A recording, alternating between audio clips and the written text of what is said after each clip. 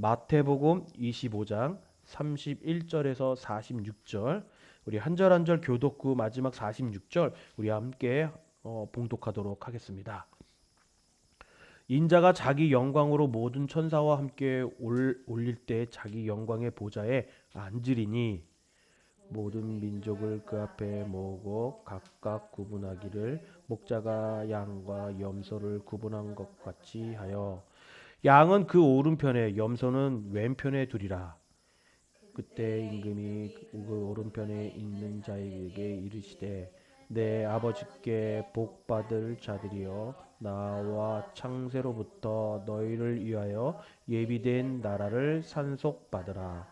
내가 줄일 때 너희가 먹을 것을 주었고 목마를 때 마시게 하였고 나그네 되었을 때 영접하였고 헐벗을 때 옷을 입혔고 병들었을 때 돌아왔고 옥에 갇혔을 때 와서 보았느니라.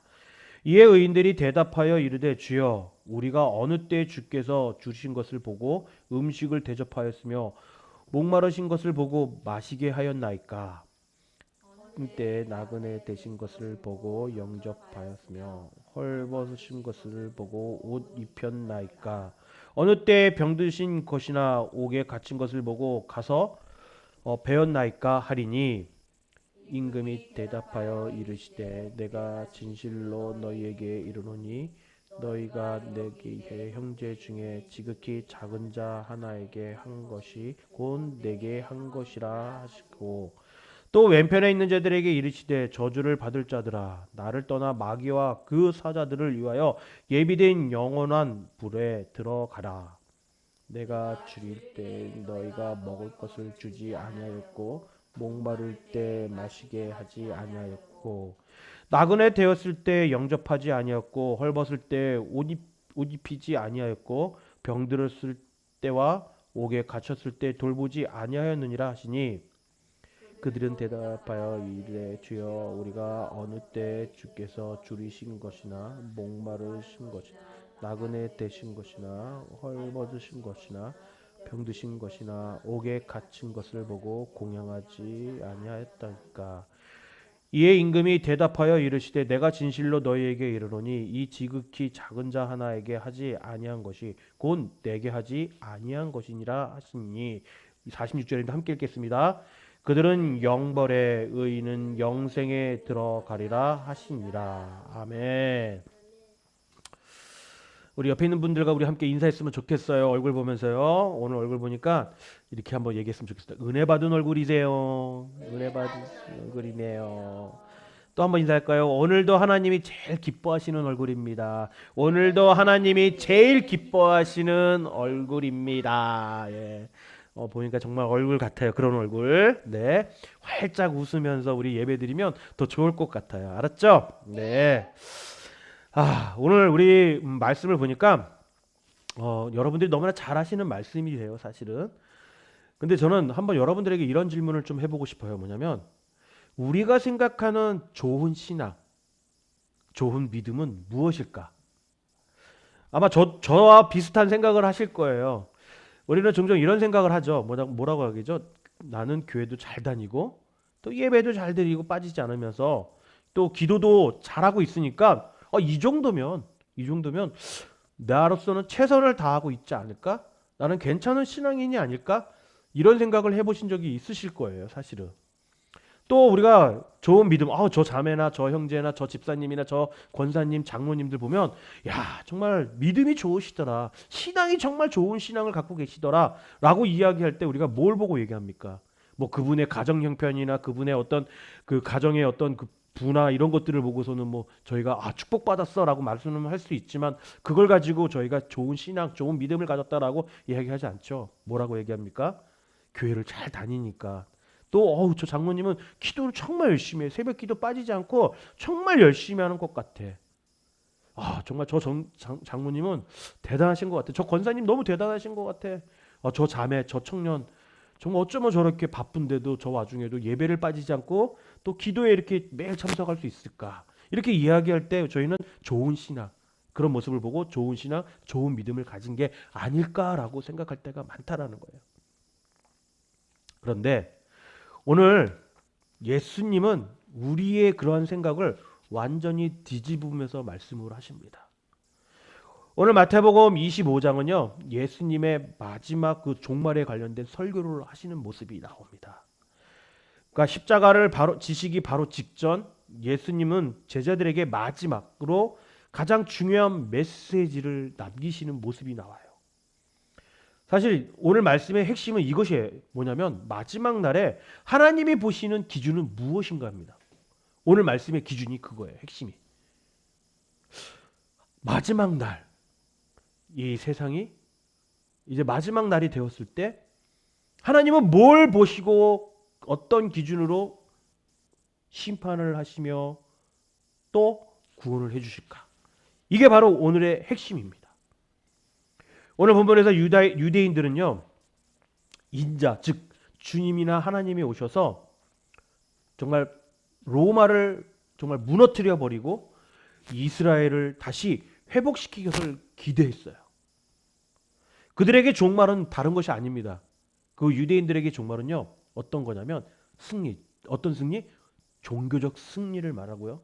또 본인들의 어떤 그동안의 억압과 막 지쳐 있었던, 그동안의 많은 그 탄압과 또 핍박이 있었던 그러한 민족이 다시 민족적인 회복을 이루는 것이 주님이 오셔서 우리를 회복시킨다. 그것이 바로 유대인들의 어떤 종말에 대한 관련된 그 말입니다. 생각하고 있는 거죠. 그러다 보니까 유대 사회에는요, 어떤 게 강했냐면 구분의식이 되게 강했어요. 구분이라는 게 뭐예요? 나누는 거예요. 다시 말씀드리면 이렇게 예를 들면 이렇게 할 수 있어요. 우리들은 유대인, 여기는 이방인. 그러니까 우리는 이방인이고 본인들은 유대인이라는 거예요. 누가 더 강력할까?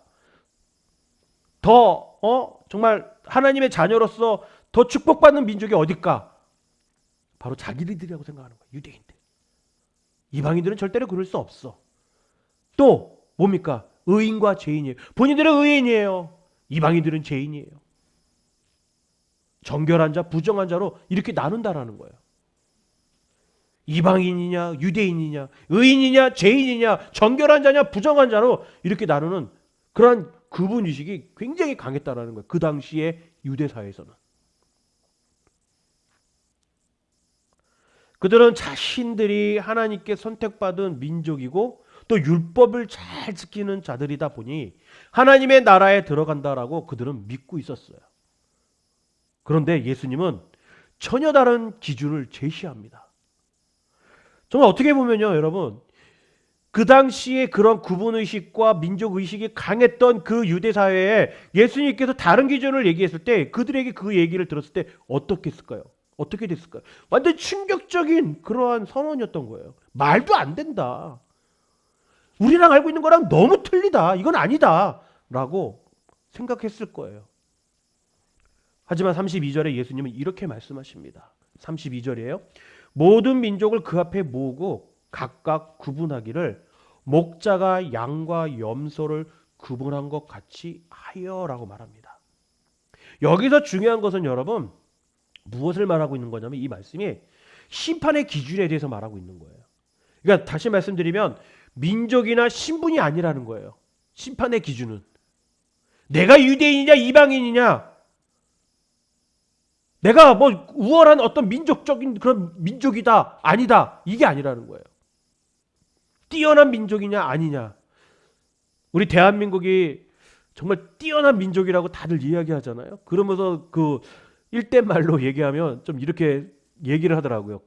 그러니까 막 대한민국을 막 높이 얘기하는 분들, 우리 대한민국을 높이 얘기하는 분들을 뭐라고 얘기하냐면 국뽕이라고 해요. 국뽕. 나는 이거 처음 들었어요, 저도요. 그게 뭐냐면 너무너무 그 자부심이 있는 거예요, 나라에 대한. 그런데 심판의 기준은 그런 민족이나 신분이 아니라는 거예요. 더 충격적인 것은 뭐냐면 그 기준이 여러분 그 당시 사회에서요, 유대 사회에서는 무엇이 중요했습니까? 율법이 중요했어요. 근데 율법의 형식적 순종도 아니라는 거죠. 내가 율법을 잘 지키고 안 지키고 그것이 그 심판의 기준이 아니라는 거예요. 예수님은 오직 하나의 기준을 제시합니다. 무엇을 말하냐면 사랑의 실천. 정말 사랑을 하냐 안 하냐의 그 실천에 따라서 예수님께서 그 기준을 잡으신다라는 거예요. 오늘 본문을 읽을 때 많은 사람들이 이렇게 질문을 할 때가 있어요. 뭐냐면 그렇다면 하나 예수님께서 이렇게 사랑의 실천을 가운데 속에서 심판의 기준으로 잡으신다면 그렇다면 우리가 착한 일을 해야 구원받는 게 아닐까요? 그렇게 해야 우리가 천국에 가는 게 아닌가요? 그렇게 해야 우리가 영생을 얻는 것이 아닐까요? 라고 질문하는 사람도 있다는 거죠. 사실 이 질문은 여러분 매우 중요한 질문이에요. 성경의 가르침은 분명하게 말하고 있습니다. 뭐라고 말하고 있냐면 우리는 행위로 구원받지 않는다라는 거예요. 오직 은혜로, 오직 믿음으로 구원받는다라는 겁니다. 성경 전체의 가르침 분명하게 이렇게 말씀하고 있다라는 거예요. 그렇다면 오늘 본문을 통해서 우리는 우리에게 무엇을 말하고 있을까요? 이 본문이. 오늘 본문은 여러분 절대적으로요 구원의 어떤 조건이 아닙니다. 많은 분들이 구원의 조건으로 구원을 받는다라고 생각하는 거예요. 구원의 조건이 뭐가 있을까요, 여러분? 예배, 기도, 돈. 그러니까 즉 헌금이죠. 내가 헌금을 많이 냈느냐 덜 냈느냐, 아니면 내가 예배를 열심히 드리느냐 안 드리느냐, 내가 기도를 하느냐 안 하느냐가 나의 어떤 구원의 조건으로 만들어지고 있다. 당연히 여러분 중요합니다. 그런데 예배와 기도와 또 그런 많은 물질의 그 헌금을 통해서 우리는 여러분 하나님이 주신 그 은혜로 이루어진 거예요. 그거는. 그래서 구원의 증거로 말할 수 있다는 거죠. 내가 예배를 통해서 받은 은혜를 그 사랑의 실천으로 가는 거예요. 그게 바로 구원의 증거라는 거죠.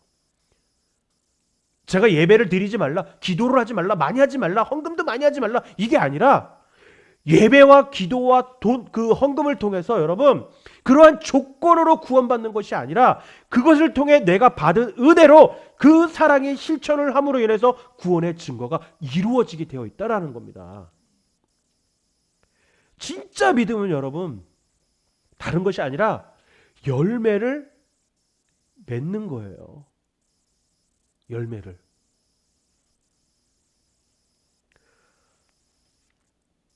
예배소서 2장을 보면요, 너희는 은혜로 구원을 받았다라고 말합니다. 뭘로 받았다고요? 너희는 은혜로 구원을 받았다라고 얘기해요. 그러고 나서 바로 뒤 이어서 뭐라고 말씀하시는 줄 아십니까? 선한 일을 위하여 지으심을 받은 자라고 이야기하고 있어요. 예배소서 2장에 보면. 즉 다시 말씀드리면 구원은 은혜로 받지만 구원받은 그 사람의 삶에는 반드시 여러분 변화가 일어나야 한다라는 거죠. 혹시 여러분들 중에요, 뭐 어느 분의 설교를 듣고 어느 분의 말씀을 듣고 굉장히 은혜 받을 때가 있었어요. 그렇죠? 막 가슴이 뜨거워요. 야, 저 말씀을 들으니까 내가 선교를 가야 되겠구나. 내가 저 말씀을 들으니까 내가 뭔가 실천을 해야 되겠구나라는 그런 마음이 막 솟아오를 때가 있어요. 뜨거울 때가 있어요. 그렇죠? 뭔가 하고 싶어요. 그런데 제가 어렸을 때 교회 다닐 때 권사님들이 가끔씩 이런 얘기를 해줘요. 저한테. 뭐냐면 은혜 쏟지 말라고. 은혜를 막 이렇게 내놓지 다니지 말라는 거예요. 나는 뭔가 하고 싶은데, 뭔가 도와주고 싶은데, 어떤 사람들한테 막 뭔가 사랑의 어떤 실천을 하고 싶고 도와주고 싶고 어려운 사람들을 막 계속 보고 막 도와주고 싶은데 권사님들이 되려 저한테 와서 그 마음 이해한다. 그러니까 쏟지 말아라 은혜를. 그 은혜를 간직해야 된다라고 말씀을 하세요. 맞아요. 그 은혜를 간직해야 돼요. 근데 여러분 오늘 말씀을 보면요, 구원은 은혜로 받지만 구원받은 사람의 삶은 변화되어야 된다고 했어요. 즉 우리가 그 받은 은혜를 여러분 쏟아야 되는 거예요. 남들한테, 어렵고 힘든 사람들한테, 외로운 사람들한테 그 은혜를 우리가 나누어줄 줄 알아야 된다는 거죠. 받고 꽁꽁 안고 이거 쏟으면 안 돼, 이거 가지고 있어야 돼, 나는 그럼 내 삶은 망치는 거야, 이게 아니라는 거예요. 주님이 주신 그 은혜를 왜 여러분들은 간직만 하십니까? 말씀을 듣고 그 은혜 받은 것들을 왜 실천하지 않으세요, 여러분? 왜요? 구원받지 못할까 봐? 구원이 나에게 떠날까 봐? 그 은혜가 나한테 떠날까 봐? 그게 겁나서 못하는 건가요? 아닙니다, 여러분. 사랑은 내가 뭔가 떠나고 내가 뭔가 선택하는 것이 아니라 여러분, 결과예요, 결과. 내가 그 받은 은혜를 무엇으로 사용하느냐에 따라 어떤 결과가 있어야 된다는 거죠. 섬김에도 마찬가지예요, 여러분. 섬김은 여러분, 의무가 아니에요, 의무가.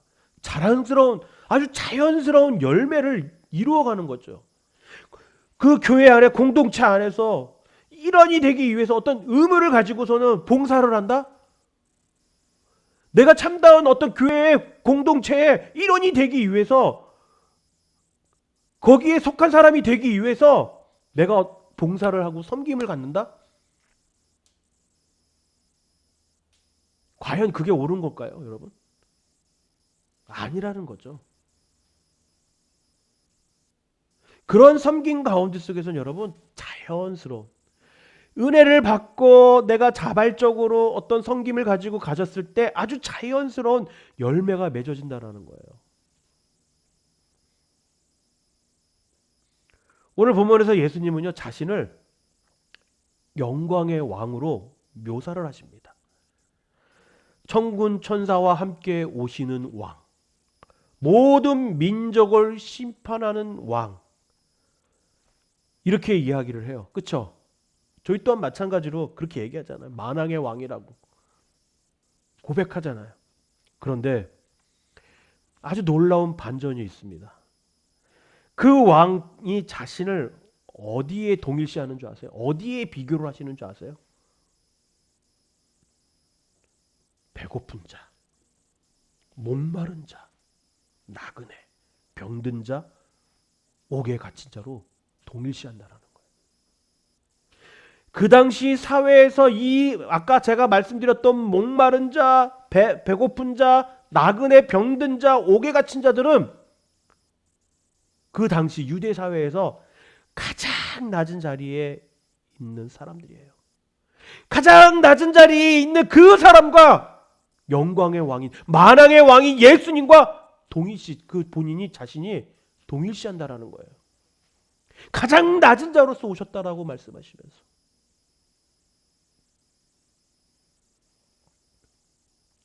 그런데 세상의 왕은 어떻습니까, 여러분? 높은 곳에 있습니다. 늘 높은 곳에 있으려고 해요. 그러나 예수님은 늘 낮은 곳에 계시다라는 거죠. 세상의 왕은 늘 섬김을 받으려고 해요. 내가 누군데? 그러나 예수님은 섬김을 받지 못하는 자들과 함께 계시다라는 거죠. 이것이 바로 여러분 다른 것이 아니에요. 바로 우리가 늘 말하는 십자가의 신앙입니다. 십자가의 신앙은 여러분 뭔지 아세요? 하나님은 낫다라는 거예요. 하나님은 연약한 자의 편에 서 있다라는 겁니다.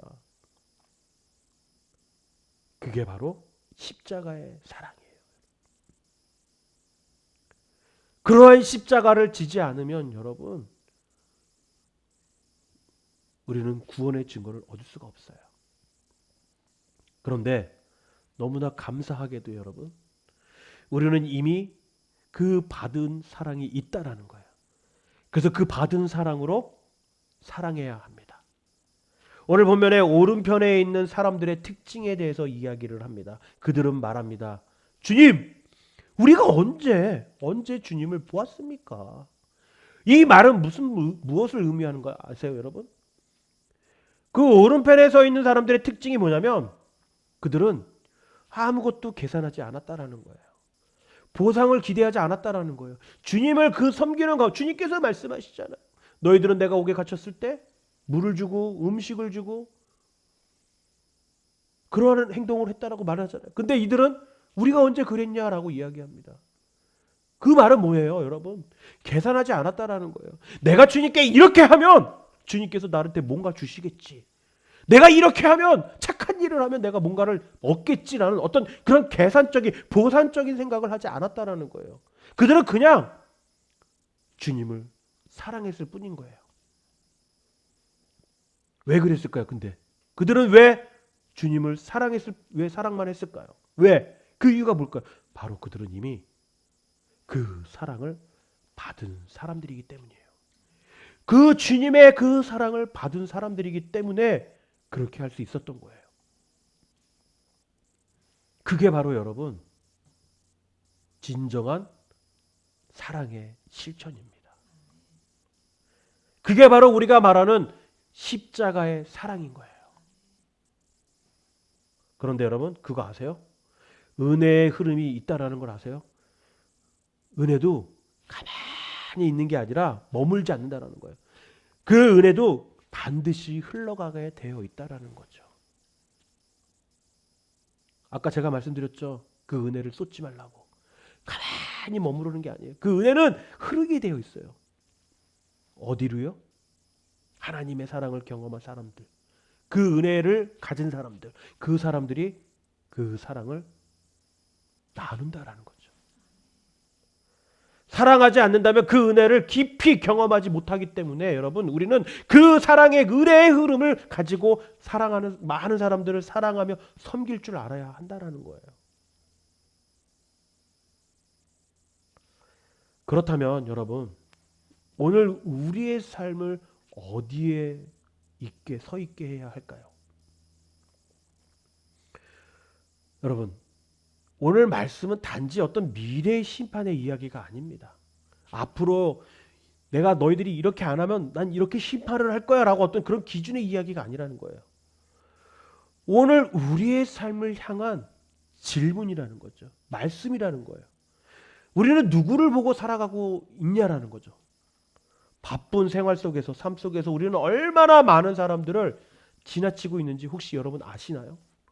바쁘다라는 그 이유로 여러분 바쁜 그 삶 속에 있다라는 그 이유로 많은 사람들을 우리는 그냥 지나칠 때가 너무 많다라는 거예요. 그래서 안타까운 소식들이 많이 전해지는 거예요.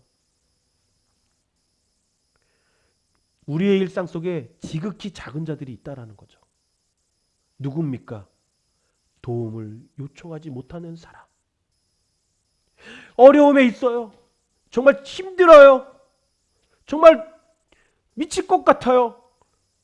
그런데 말하지 못하는 그 도움을 요청하지는 못하는 사람들이 있다라는 거예요. 그런 사람들이 지극히 작은 자라는 거죠. 외로운 이웃이 있습니다, 여러분. 여러분 주변을 보세요. 잘 지내는 것 같지만 정말 외로운 사람들 많습니다. 특히 교회 안에서 여러분 조용히 눈물을 흘리는 사람이 있어요. 왜 흘릴까요? 조용히. 얼마나 고통의 삶을 살아가고 있으면 얼마나 어려움의 삶을 살아가고 있으면 눈물을 흘리실까요? 가족 중에 소외된 사람이 있습니다. 여러분 그들 속에요 예수님이 계시다라는 거예요. 그렇다면 오늘 우리는 예수님을 어디서 만나야 할 것인가? 오늘 말씀을 통해 우리는 매우 중요한 질문 앞에 서게 됩니다. 나는 과연 누구의 삶을 살고 있는가? 우리는 예배를 드리고 말씀을 듣고 기도를 합니다. 그러나 예수님은 마지막 날에 우리의 예배의 횟수를 묻지 않아요. 마지막 날에 광주야, 너 예배를 몇 번 들었니? 너 몇 번 기도했니? 너 몇 독했니? 라고 묻지 않는다라는 거예요. 얼마나 많은 지식을 가지고 있는지도 묻지도 않으세요. 너 하나님의 내 말씀 다 기억하니? 안 묻는다라는 거예요. 예수님은 단 하나를 물어보십니다. 뭘 물어보냐면 너는 나를 사랑하며 살아갔느냐? 너는 사랑하며 살고 있느냐라고 물으신다라는 거예요. 그렇게 얘기하니까 사람들이 오해를 해요. 그 사랑은 거창한 것이 아닐까? 여러분 그 사랑은 거창한 것이 아닙니다.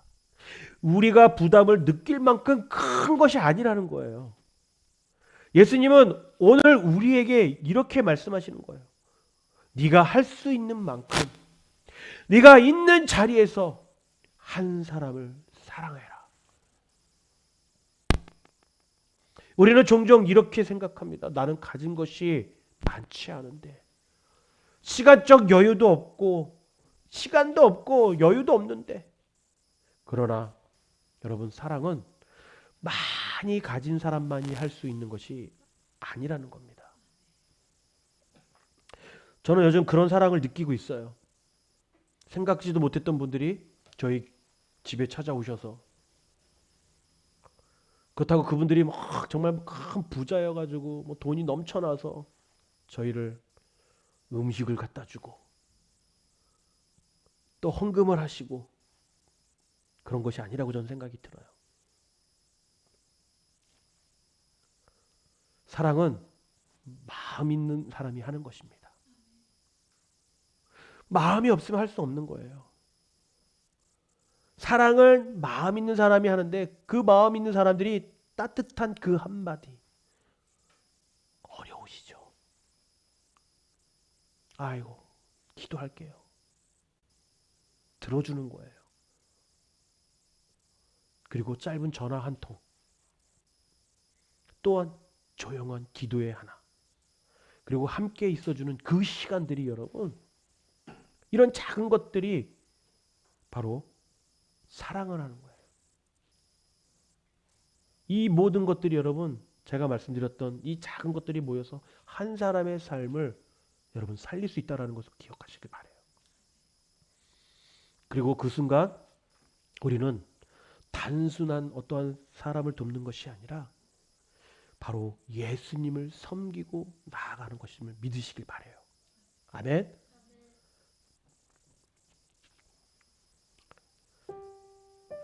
여러분, 우리는 매일 선택의 그 길 위에 서 있습니다. 정말 바쁜 일상 속에서 그냥 지나칠 것인가, 아니면 잠시 멈춰서 손을 내밀 것인가, 아니면 외면할 것인가, 다가갈 것인가, 계산할 것인가, 아니면 사랑할 것인가. 이런 작은 선택들이 쌓여서 여러분 우리의 인생을 만들고 결국 우리의 영혼을 결정짓는다라는 거죠. 오늘 예수님은 우리에게 분명하게 말씀하세요. 지극히 작은 자 하나에게 한 것 같이 곧 내게 한 것이다. 사실 이 말씀은 여러분 부담이 될 수 있다라는 분들은 또 부담이 될 수 있습니다. 하지만 여러분, 이 말씀은 부담이 아니라 여러분들을 초대하는 거예요. 누구한테요? 예수님께로. 그래서 이게 어떤 초대인 줄 아시나요, 여러분? 예수님을 만나는 삶의 초대입니다. 하나님 나라에 살아가는 삶을 받을 수 있는 초대라는 거예요. 우리는 더 이상 멀리서 여러분 하나님을 찾지 않아도 된다라는 거예요. 특별한 장소를 찾지 않아도 된다라는 거죠. 우리가 사랑해야 할 때 바로 그 자리, 우리가 외면하지 말아야 할 그 사람, 우리가 손을 내밀어야 할 그 순간에 이미 주님이 계시다라는 거죠. 여러분, 이번 한 주 동안 이렇게 한번 살아보기를 바랍니다. 이번 주에 단 한 사람이라도 진심으로 진실되게 사랑해 보시는 거예요. 한번 누군가를 떠올려 보시길 바라요. 그리고 그 사람에게 다가가시길 바랍니다. 그리고 마지막으로 다가가서 그를 사랑해 보시길 바라요. 그때 우리는 깨닫게 될 것입니다. 아! 내가 예수님을 만나고 있었구나 라고. 그리고 마지막 한 가지 더 기억하시길 바라요. 우리가 이렇게 사랑하며 사는 이유는 심판이 두려워서가 아니라 우리가 이미 그 사랑을 받았기 때문이라는 거죠. 십자가에서 조건 없이 계산 없이 끝까지 사랑하시는 그 사랑, 그 사랑이 우리 안에 있기 때문에 우리는 사랑할 수 있습니다. 우리 사랑하는 성도 여러분, 이제 세상으로 나아가시길 바랍니다. 예배당에서만 머무른 신앙이 아니라 삶 속에서 살아 움직이는 그러한 신앙으로 살아가시길 바라요. 지극히 작은 자를 찾아서 가시길 바라요. 그곳에 주님을 만나시길 바랍니다. 그리고 그 사랑을 계속 흘려보내시길 바라요. 그때 우리의 삶은 하나님 나라를 증거하는 삶이 될 것입니다. 지극히 작은 자에게 한 것 같이 곧 내게 한 것이다. 이 말씀이 오늘 이 말씀을 통해서 이번 주 한 주 동안 여러분들의 삶을 이끄는 기준이 되시기를 주님의 이름으로 축복합니다. 아멘.